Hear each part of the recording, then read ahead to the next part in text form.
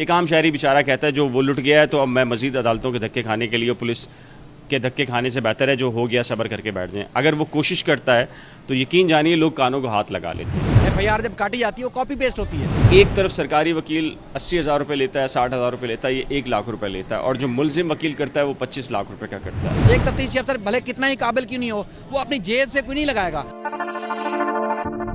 कराची शहर में एक बुनियादी रीज़न तो ये है कि इतना ज़्यादा खौफ और हरास है कि कराची का शहरी भले से कितनी ही कीमती चीज़ उसकी छिन जाए या चोरी हो जाए या डकैती हो जाए, अव्वल तो वो पुलिस को रिपोर्ट नहीं करता। उसकी बुनियादी वजह है कि पुलिस का हमारा जो सिस्टम है, निज़ाम है, पुलिस जिस तरह बिहेव करती है और एक आम शहरी से जिस तरह उसको बिहेव करना चाहिए, एक बड़ा तरबियत का मसला है। बेशुमार किस्म के ऐसी मिसालें मौजूद हैं।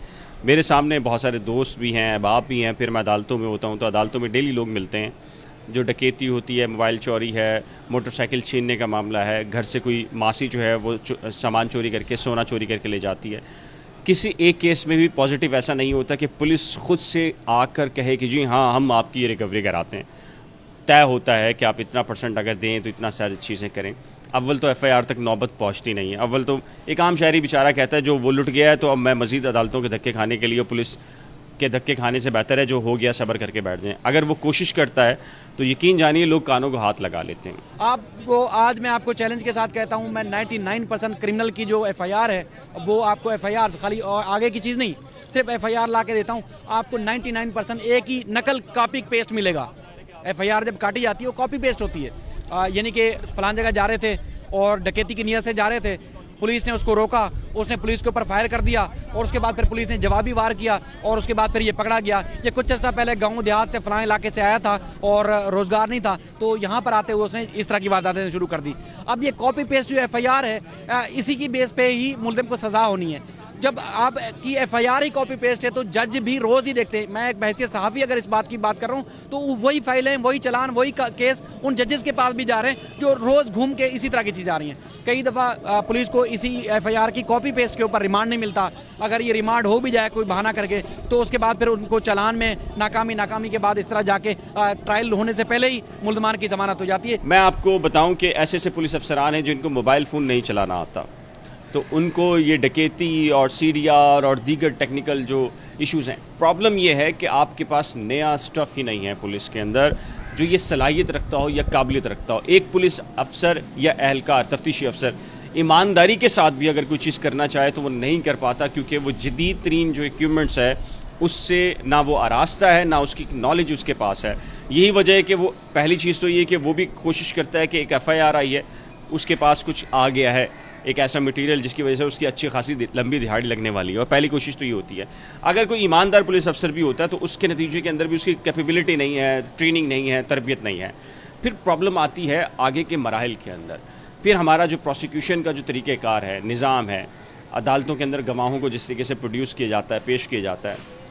एक तरफ सरकारी वकील 80,000 रुपये लेता है, 60,000 रुपये लेता है, ये 1 लाख रुपये लेता है, और जो मुलजिम वकील करता है वो 25 लाख रुपये का करता है।